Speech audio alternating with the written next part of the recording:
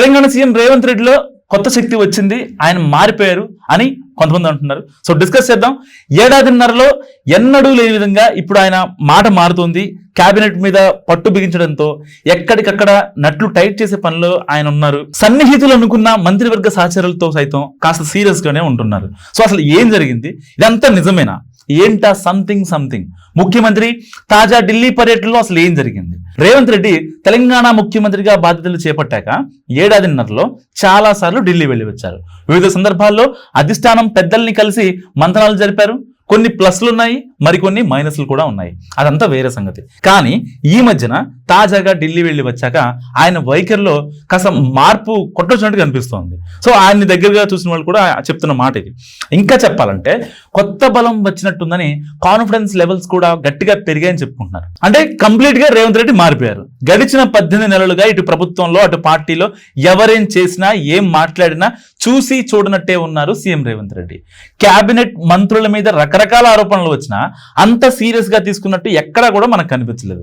కేవలం ఆరోపణలే కాదు, మంత్రివర్గ సమావేశంలో ఒకరిద్దరు సహచరులు కాస్త అటు ఇటుగా మాట్లాడినా చాలా సాదా సీదాగా వ్యవహరిస్తూ వచ్చారు రేవంత్.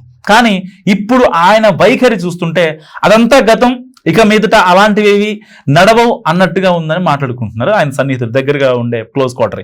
అయితే ఏడాదిన్నర టైం ఇచ్చినా వీళ్లలో మార్పు లేదు. ఇక మీదట కూడా అలాగే ఉంటే కుదరదని అనుకున్నారో, లేదంటే లేటెస్ట్ ఢిల్లీ టూర్లో పార్టీ పెద్దలతో 2 రోజుల పాటు జరిగిన సమావేశంలో క్లారిటీ వచ్చిందేమో గానీ ఈసారి హస్తిన ఫ్లైట్ దిగినప్పటి నుంచి ముఖ్యమంత్రిలో మార్పు స్పష్టంగా చాలా క్లియర్ గా కనిపిస్తుంది అంటున్నారు పొలిటికల్ పరిశీలకులు. సో ఆయన కాన్ఫిడెన్స్ గా అడుగులేస్తున్నారని కూడా చెప్తున్నారు. ఇక ఉత్సాహం ఆపుకోలేని కొందరు కాంగ్రెస్ నాయకులు అయితే ఓ అడుగు ముందుకేసి ఎందుకు ఇలా ఢిల్లీలో ఏం జరిగి ఉంటుందని ఆరాధిస్తే కొత్త సంగతులు తెలుస్తున్నాయట. సో ఢిల్లీ ఇందిరాభవన్ లో రాహుల్ గాంధీతో గంట సేపు ముఖాముఖి చర్చలు జరిపారు సీఎం రేవంత్ రెడ్డి. ఈ సమయంలో మంత్రుల పనితీరు ఇతరితర అంశాలన్నిటి మీద సవివరంగా చాలా డీప్ గా మాట్లాడినట్టు తెలుస్తోంది. కేబినెట్ లోకి కొత్తగా వచ్చిన ఓ మంత్రి సీఎం దగ్గర ఉన్న కీలక శాఖలు కావాలని అధిష్టానంలోని ఓ పెద్ద ఆయనకు విన్నవించుకున్నారట. సో ఆ దిశగా గట్టి ప్రయత్నాలు చేస్తున్నట్టు కూడా చెప్పుకుంటున్నారు. కానీ రేవంత్ మాత్రం ఆ కీలక శాఖలన్నింటినీ తన దగ్గరే పెట్టుకుని ఢిల్లీలోనే చిట్ చాట్ పెట్టి మరి తాను చెప్పాలనుకున్నది క్లారిటీగా చెప్పేశారు. సో ఆ మాటల ద్వారా నేను ఇవ్వాలనుకున్న శాఖలే ఇస్తాను తప్ప డిమాండ్ చేస్తే కేటాయించే పరిస్థితి లేదని చెప్పకనే చెప్పారన్నది విశ్లేషకుల మాట. ఢిల్లీలో అలా మొదలైన రేవంత్ కాన్ఫిడెన్స్ ఆ తర్వాత నుంచి పెరుగుతున్నట్టు కూడా చెప్పుకుంటున్నారు. ఇక సోమవారం కమాండ్ కంట్రోల్ సెంటర్లో జరిగిన మంత్రుల సమావేశంలో ఆయన చేసిన కామెంట్స్ చూస్తే ఇక నుంచి మరింత దూకుడుగా వెళ్ళబోతున్నారనే ఇండికేషన్ కూడా ఇచ్చినట్టు కనిపిస్తుంది అంటున్నారు. మంత్రి పొంగులేటి శ్రీనివాసరెడ్డి సీఎంకి అత్యంత సన్నిహితుడని చెప్పుకుంటారు.